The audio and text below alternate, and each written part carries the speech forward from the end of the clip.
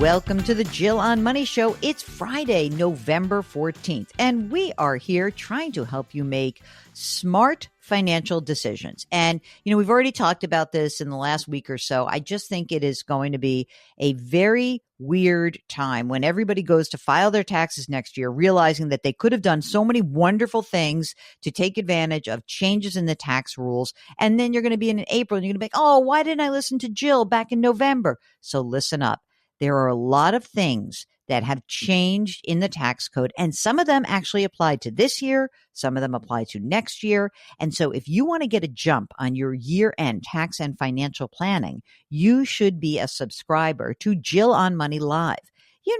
That is the service where you have access to quarterly live webinars, the back catalog of those webinars, bonus audio and video content, and it costs you $45 for the next 12 months. So our upcoming webinars next week, Wednesday, November 19th, and we are going to dive deep into year-end tax and financial planning. Can I give you a tiny preview?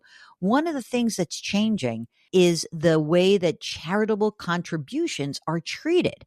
I don't think people get this. I know that I didn't really focus on this until we did an interview with a guy from Schwab from this organization called DAF Giving 360. If you're in the highest tax bracket, if you're in that 37% bracket, there's going to be a new cap on charitable deductions. That's next year. And anyone who is an itemizer is going to have to give away a little bit more money to get bang for their buck next year. So this is a year right now, 2025 could be a year where you really start to think about, how am I going to take advantage of the changes in the tax code? $45 will allow you to join us to find out. How about that? That's a good deal, I think. Anyway, so check it out. Jill on Money Live, right on the front door of our website. Okay, let's get to you guys. Now that I've talked about us too much, let's talk to Jen, who joins us from the Mid-Atlantic. Hello, Jen. How are you? I'm great. How are you? Fantastic. What's going on? My husband and I are approaching retirement age. Actually, I already retired, and our kids are approaching college age. And I wanted to get some advice on how to allocate the 529 money right now, and maybe a few other questions. So, Jen, how old are you? 57. And your husband? He's 55. And he has not yet retired. No. He's still working. He's toiling away. Good. You should enjoy yourself. Yes. Okay. And how much does he earn? Salary, $360. Okay. And will bonus, you make it bonus? Yeah. $175. Wow. Is that consistent? It should be. I like the little hesitation. Like what I thought I heard you say when you said it should be, what I thought I heard you say between the words was it better be. Okay. So Jen, are you you're retired? Are you entitled to a pension? No. Okay. I'm sorry. Sad girl. You got some kids in high school? 1, 2? What did you say? I have twins in high school. This is so weird. This is the second call of somebody with twins in high school. Okay. Mm-hmm. So right now, what money have you socked away for them for college? We have about $175, $180 per kid. Oh, that's a lot each. Wow. Okay. In 529s? In 529s. Okay. And do you think they're headed to private, public, or what's your guess? They are either headed to private or out of state public. Are you feeling like you need a little bit more money? Because when I know there's a range here. So are we talking about the kind of schools that are like 80 grand a year or 50 grand a year? From what I can see right now, the kid probably headed to private is somewhere between 80 and 90. Ugh. And good Lord. It's crazy, man. I know. And the kid headed to a public is probably 70, 75. It is really incredible. Like the numbers, I know that I'm being like an oldster when I say like, wow, 350 grand for colleges. Like it's a big number. It really is. I'm sorry. It's more than a lot of people pay for a house. I know. It's crazy. Do you mind me asking, what year are they? Are they like juniors, senior? Like where are we in the process? Juniors. Okay. So in 18 months, we So 18 months to go. Money. All right. Right now, besides the 529 plans, what other money do you have that you could access to help pay for college? At some point, we decided that it was more advantageous for us to save in our retirement accounts, since when I will be 59 and a half is when they will be entering their second semester of college. Okay, and so let's do that. We decided to take advantage of tax. So what do you have in your retirement account, Jen? I have 1.5, and then I have 36,000 in 401k that is Rule of 55 eligible. Okay, and so the 1.5 is all pre-tax? All pre-tax. Okay, so here we go. Traditional. Okay, now beyond those two chunks of money, right? Tell me about anything else. Like, what about your husband? I know we're not tapping his account because you married a younger guy, but what does he have saved? Okay, so for me also, I have 40,000 in a couple of Roths. Okay. So my husband, he has $2 million in a 401k. Pre-tax. Got it. 330,000 in Roth 401k. Okay, great. He has an IRA of 55,000, and he also has something called a 457F.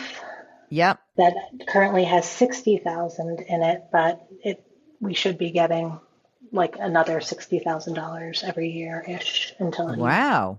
Look at your husband. He is not allowed to retire. $500,000 man. At the very least, says Jen. He better be making that bonus, Mark. He better.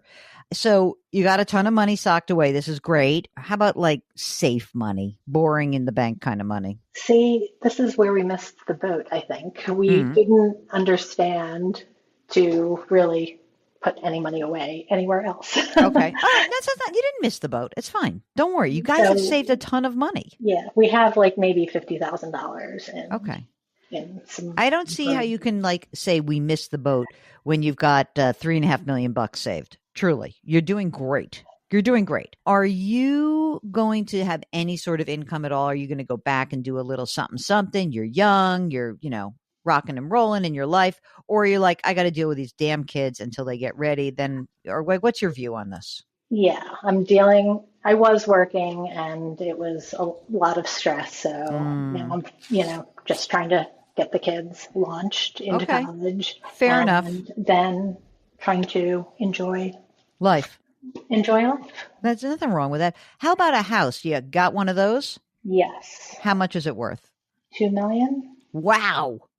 Holy moly. What about a mortgage?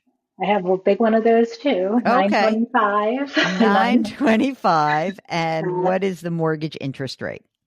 2 3/4. Oh my God. Okay. Is your husband a big time kind of worker bee? Is he I'm in it for 10 years? What is his view on his own retirement? 62 would be the earliest.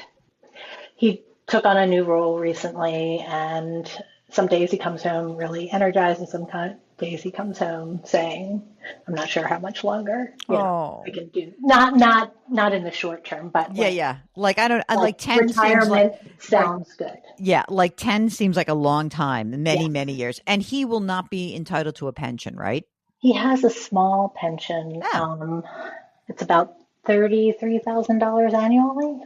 With 100% survivor benefit, no COLA at 62. All right, it's nice. That's nice little extra money. Yeah, exactly. $33,000 a month pre-tax, fine. And you'll both be able to claim Social Security. How's your health? Both of you healthy, except for the fact that you're gonna work your poor husband to death. Yes, we're both okay, great.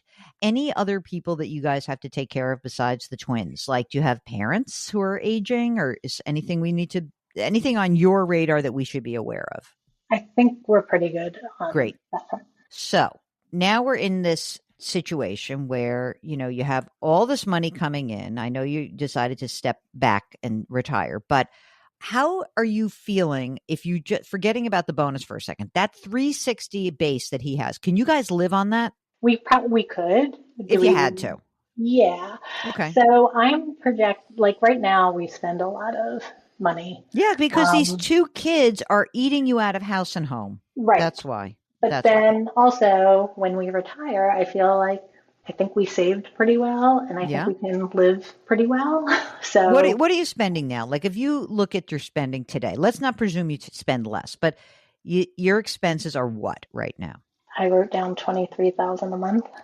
My girl, look at you spending like a champ. Okay. The kids are expensive. Yeah, but you live in a high cost of living area, right? You know, like I get all this. People listening to this are freaking out. I just want you to know, Mark, how much are people like 275 grand a year? Like, right? The hate mail's coming. Trust me, the hate mail's coming. Okay, but like everybody calm thyself. Okay. So everything just gets bigger. So, all right. In this analysis, if we have him work to 62, right? I guess the question is like, what portion of your retirement accounts should be used for education? And are you screwing yourself by doing so? Right. So like if it's 18 months from now, and I don't know. Also, I'm a little bit worried, like in the 175 to 180 grand each, because they need it in 18 months. I presume this is invested rather gingerly, like it's not too crazy, or is it like way out there risk wise? Index funds to the year that they. Okay, that's good. That's fine. So, but I was not happy with the rate of return, so I put some money in a longer term, like another 4 years. Okay. So, but you could always fund the difference, right? If the market tanked, let's just pretend this in 18 months, all of a sudden we're in a bear market and whatever money you put in for the next 18 months, it doesn't matter. You've got like 150 grand each for these kids. So, you know that you're going to basically be able to pay for 2 years, right? And then you're waiting for the markets to come back, right? And help you out on the other side of it. So the question is, should you take money out of the traditional, the $1.5 million? Let's just presume, let's do this. If we were to assume that the $1.5 million that's in your traditional, that we are using 300 of it to pay for college, it's really going to be more like 350 because we got to pay tax on it, right? So let's say that we're going to use 350, leaving you with, now you don't have 1.5 million. Now you got 1.15 million. And so the question is, can you do that without messing up your retirement game plan? Right. And so, Mark, I want to even be more conservative. Like, let's presume that she's got 1.1 million in her traditional after college. The 401k, the rule of 55 401k, you'll use whatever. And so you'll have a little bit less money. Your husband stays the same with his 2 million of his traditional, 330 of the Roth, 55. And he's still adding to his. Right. And so we are going to assume he's going to add to it and he's going to max it out and all that stuff. And his employer gives a very generous, like 15% match. That's where I'm like, I mean, as I read this and I'm thinking about it, the husband's contributing the max. So I'm assuming he's putting in also the catch up. I mean, why not for a couple of years? Just if the employer is putting in 15%, why not just for a couple of years have him stop contributing and use that to fund the gap? Does he have to put in 15% to get the 15% match? He has to put in 6% to get a 6% match, and then on top of that, he gets a 9% flat. So how would you feel if we pulled back on his contribution down to, I know you're like super funding retirement, but what about in these years right now? What if you did pull back to 6%? What if your cash flow could increase a little bit and you could either help pay for college, but also beef up your savings, because wouldn't be a terrible thing to do that. And then my question mark is that by the time hubby gets to 62, are they going to be able to generate 23 grand a month to cover their expenses? I mean, I know that you're both going to get Social Security. So do you know what your Social Security looks like?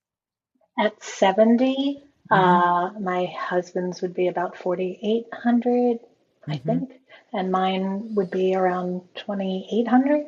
What do you think, Mark? Can we like jam into the kids' accounts without messing up a retirement at 23 grand a month, which is, again, it's not a small amount of money. And I'm not saying you don't, like, you make a lot of money, but it is still a lot of money, and you would stay in your house, right? We're absolutely sure about that. I'm thinking that we will move out when 75, 80. But then we got to go somewhere. You think they can do it? I think if he pulls back right now to help fund the college gap, based on their current assets that they have right now, and he's still going to contribute a little bit, 6%. The employer is still going to be putting in 15%, and they just let it grow. In 7 years, that's going to be able to generate almost $20,000 a year. Plus, he's got that $3,000 a month pension, right? Plus Social Security down the line. So that's the way I would do it. I think I like that idea also, because you also have this weird situation. I mean, again, you can also pull that money out of your retirement account at 59 and a half. You can pull some of that money out and start paying tax on it,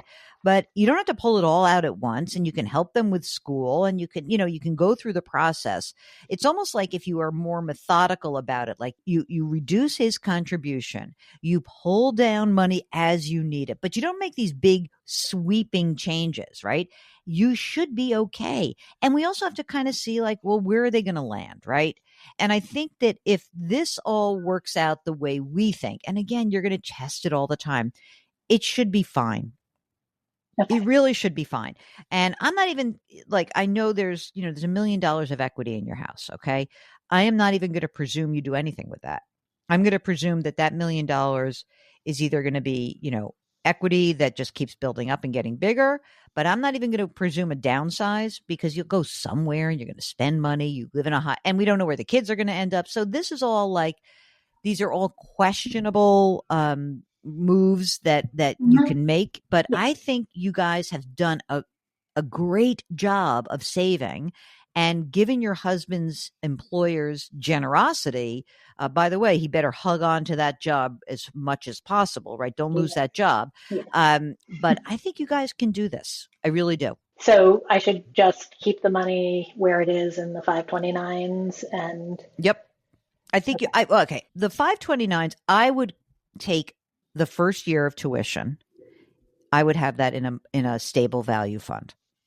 That's just me. Okay. Like I would literally take 80 grand in each account and have it in the money market or whatever fixed income fund they have. I would want to know 18 months is like a long time and it's a short time. But if the market craps out within the next 18 months, you're going to be pissed if you don't have that cash on hand for year one. Yes, I will. So I think that tells me that it's time to, like, let's take some money off the table. Did a great job. Let's not do more than that. I'm okay with that. And then, if your husband reduces his 401k contribution and that money is available, right? And you build up your savings, you could put it into the 529 because obviously it's more tax efficient to be in there. So let's see how your cash flow looks when you go down to a 6% contribution level for your husband's plan. And let's see where you land. Maybe you won't even have to pull money out in a dramatic fashion from your $1.5 million traditional. Yeah, I was hoping that we could just, shift the money we were using for their living expenses now to supplement the 529. Yeah, and then that would be great. And with his extra cash flow, you should be able to do it. Okay. Jen, do you have your estate documents done? They could use an update, but yes. Let's do an update. And then also, how about life insurance on your husband? Does he have that? He has employer life insurance, and then we have policy, I think $2 million on him out. All right, by the way, Mark, this poor bastard, he doesn't get that bonus. She's knocking him off. No. He better make that 175. I heard that. You guys are in great shape.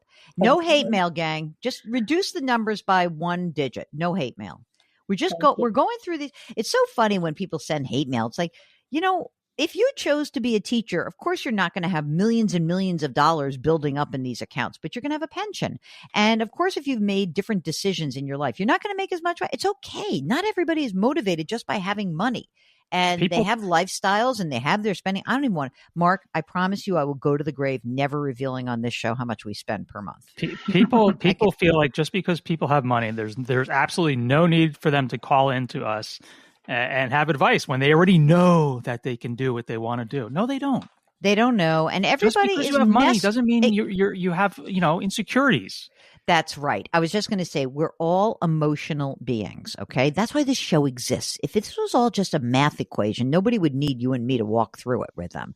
So we're sending you lots of love to the Mid-Atlantic, Jen. You are free to go in terms of making these moves, reducing your husband's retirement contribution. And for everyone listening, haters, just keep on hating. Everyone else, if you have questions about how you're juggling your own retirement with your kids' college education and what money to pull when, and all of these things are, sometimes they're timing issues, sometimes they're math equations, and sometimes they're just emotional things that are popping up. So get in touch with us. Go to JillOnMoney.com, click the Contact Us button, write us a note. If you want to join us live, check the box. Mark will do everything else. Don't forget to sign up for the free weekly newsletter while you're on the website. That is so great. It comes out every single Friday, and that would mean that indeed you would be getting your newsletter today. Okay, gang, you can subscribe to us on the Odyssey app or wherever you find your favorite podcasts. Leave us a rating and review wherever you listen. It is Friday, so we like to thank all the people who make this show possible. Our music is composed by Joel Goodman. Mark Talercia, the guy who you heard talking, he is the executive producer, the king of all things web, the most important person in my work life. We are distributed by the fine folks at Odyssey. We ask that you do something nice for someone else today. Change your work, change your wealth, change your life. Thank you for listening. We'll talk to you on Monday.